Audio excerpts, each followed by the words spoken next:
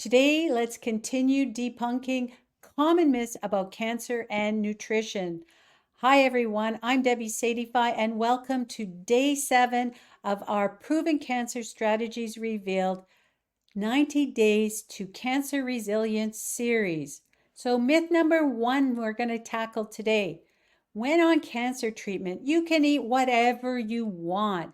Just get those calorie ins. The fact of the matter is, quality matters. Nutrient-dense foods support the body's ability to heal and manage treatment side effects. Myth number 2, you can't get enough protein on a plant-based diet. If I had a dime for every time I heard that one. Fact of the matter is, all plants have protein, and most people, even those on a plant-based diet, get more than enough protein. Diversify your sources. And myth number 3, this one breaks my heart. Pink Himalayan or Celtic sea salt are good for you.